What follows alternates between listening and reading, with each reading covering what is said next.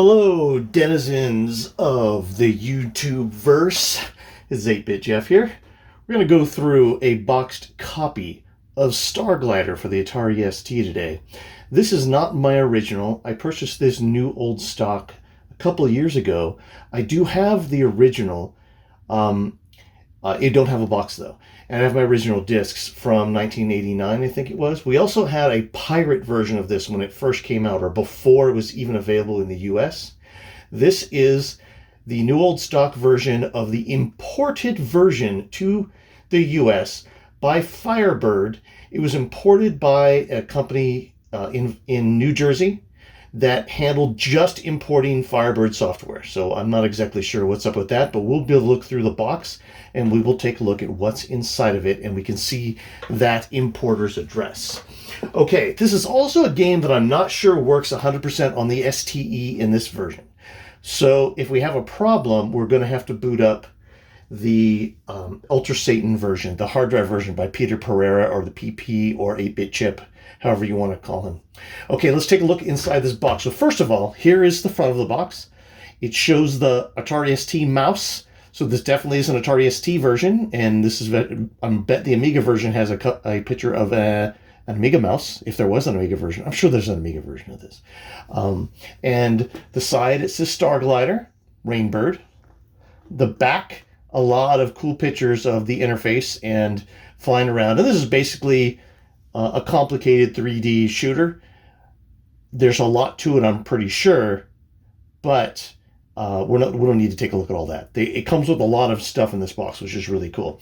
Made in the UK. Contents: 1 disc or cassette, 64-page novella, flight training manual, color A3 poster, key guide, and loading instructions. Made in the UK. I'm sure this came out on the various 8-bit micros, 64, Commodore 64, BBC Micro, maybe BBC, probably more the Spectrum, and this APC, because of the fact that it says cassette or disc. So let's take a look at what's the contents of this that way. So I'm going to take off the box. First thing we have is the Atari ST play guide. This is the play guide, but it has the ST mouse on the front, so you know this is ST specific. And there's a lot more to this game than just flying and shooting, but we're going to fly and shoot. This is not an exhaustive through the game. This is more a description of what's in the manual and a brief playthrough. They go through all the various sections, and there's a lot of keys in this game. Here's the keyboard layout. You can do a lot of it with the mouse, but there's some things you can't. Mostly the mouse, this is a pure mouse-driven game.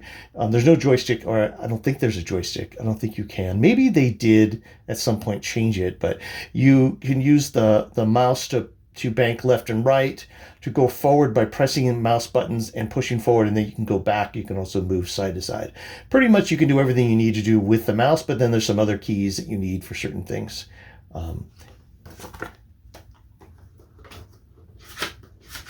This is the registration card.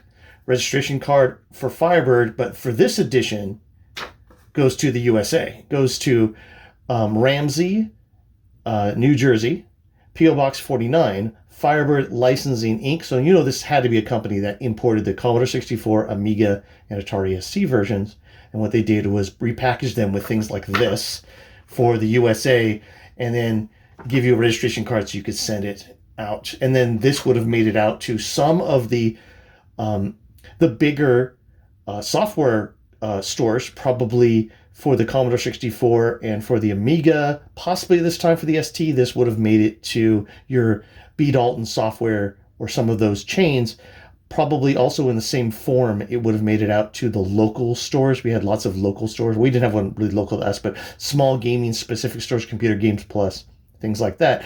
And they would take this version probably over the more expensive imported version that they would have to import themselves. So there's the registration card. Here is the limited warranty, also to New Jersey, and this made it legal to sell this this way in the US. They had to give some sort of a warranty that was applicable to US territories. And so basically, there's no warranty with this software. If it doesn't work, you can replace it. That's it. And then it says some states do not have exclusions and warranties. All states have exclusions and warranties. I'm sure there's something about that. But really, if you didn't like the game, you're SOL. You're out of luck. And then here is something awesome that comes with StarGlider, which is a 64-page novella all about why you are doing this. You can imagine this happening now. This would be like a YouTube video that they would make or something. No game on Steam. Well, I'm not going to say none, but games don't necessarily come with things like this. So a large novella. I had an extra copy of this, and I sent it to Peter Fletcher, who's also, he's not just an Atari ST guy. He's an Atari guy, Amiga, other things. And he had sent me a copy of an Atari ST game programming system called Mage that was not available anywhere on the internet. So I scanned it in and I put it on Atari Mania. And then we have the disc that has all the things on it. And this was a system really created by Dave Muncy, who made a lot of games for the Atari ST in public domain and shareware. And that is now available to look at. I've looked at it, tried to make a game with it. It's very complicated, but it's very awesome at the same time. Anyway, I sent a version of this novella to Peter Fletcher because he sent that to me so I could scan it in. And then the last two things in this box are,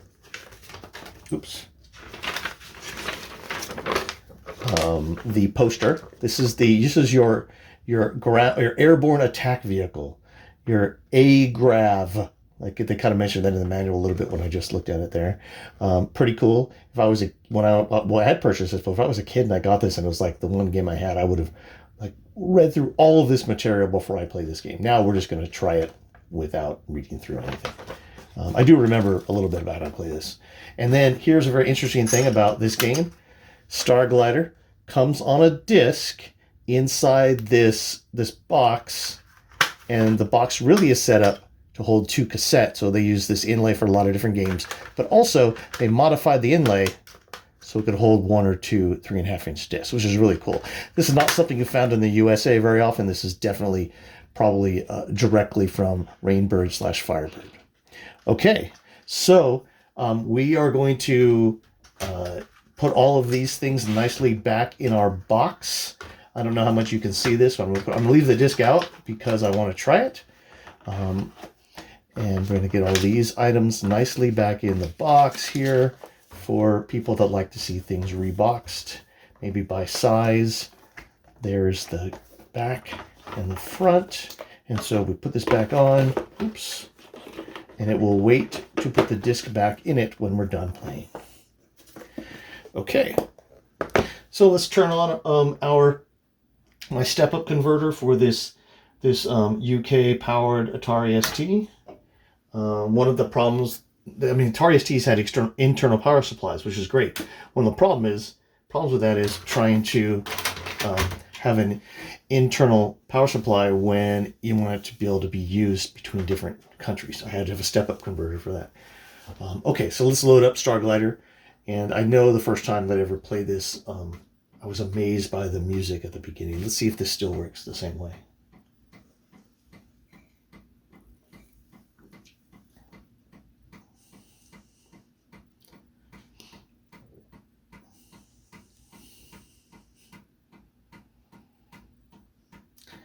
That's a great disc sound, isn't it?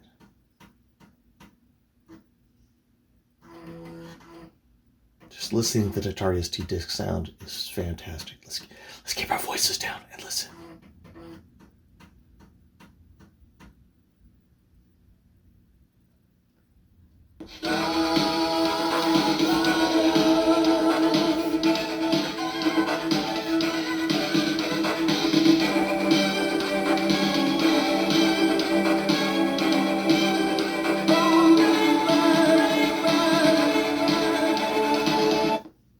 See if this works. That worked. That was great. And the disc works. So let's see if...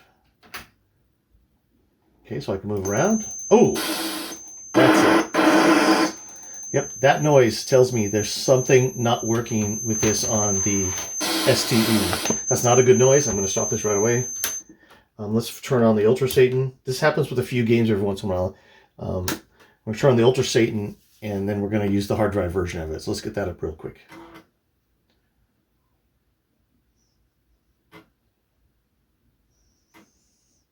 There it is. There's my Ultra Satan. That's my hard drive. This is the USB hard drive. There we are. And I know for a fact that I've been playing, I've been doing some Muncie games lately, and I know that I dropped some new games in S over here recently. And StarGlider is right here, along with Shadowlands, StarGlider 2, Star Wars 2, Star Wars 3, and I don't know what this one is, but it's a floppy game. Anyway, let's do StarGlider. So I know we're not running off the disk here, but this is the only way we can really see what the game's all about.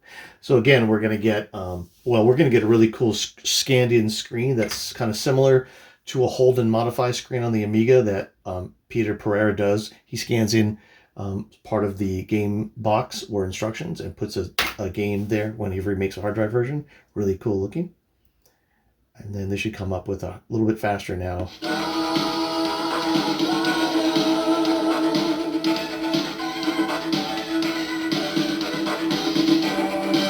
All right.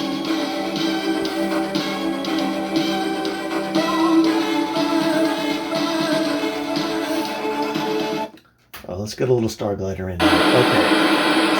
So the sound is working. So it must be the sound mixer has a problem on that original version. I know that Peter fixed this version. All right. Let me see if I can try to trim this down a little bit.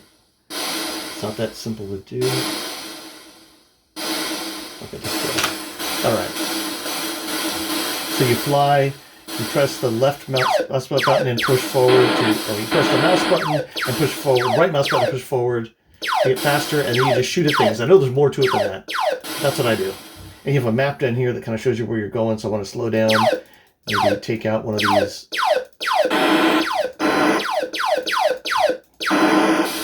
Oh, hit me really hard. Let's get this on.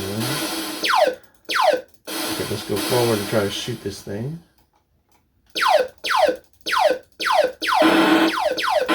There we are. Blowed up real nice. Well.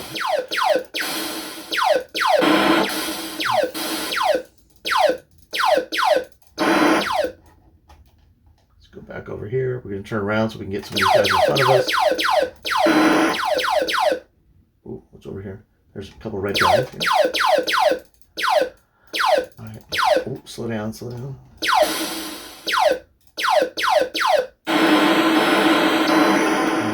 Let's try to get this one right here. Slow down.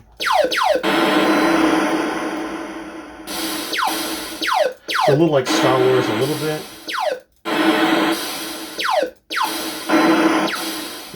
I'm probably going to get hit a lot here. And, ooh, what hit that? Oh, it's not blowing up. Okay. So, I got all the red guys. I don't know what else I can shoot here. There's something else to do here that I'm not doing properly. But let's show how fast you can go. So you can go pretty fast. This is not a slow game. I know it's not visually stunning, but, you know, it's a good game for the ST early.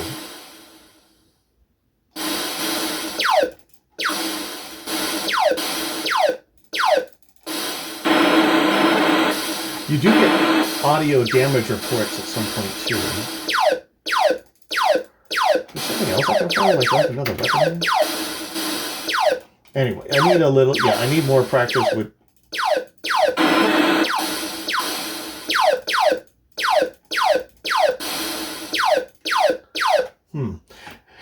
So my energy's going down here. Let's see. I don't know what I'm supposed to be. Oh, there's a bunch of these guys over here.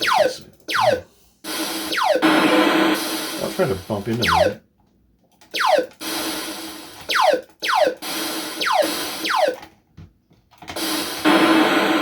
There we go. Shot something. Fantastic game. Great sound. Just a fun game to have. Again, StarGlider disc. StarGlider. Rainbird, Firebird for the Atari STE. This looks like it was... I'm trying to find the year. The year will be already displayed. I can't find a year on here, but we're going to put it back in the box. Oops, I dropped something. we're going to put it back in the box. So everybody who likes to see things going back in the box can see them going back in the box. So here's the disc. It's going back in the box like that, and it fits snugly. You can put all these items back in the box. And there is StarGlider for the Atari ST. Until next time, into the ASMR vertical blank. Just kidding.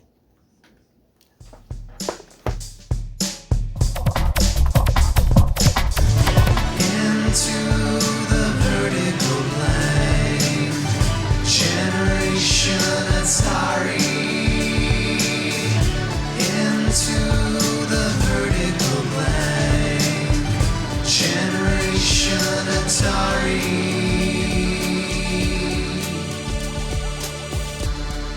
Into the vertical blank. An 8-Bit Rocket Studios production.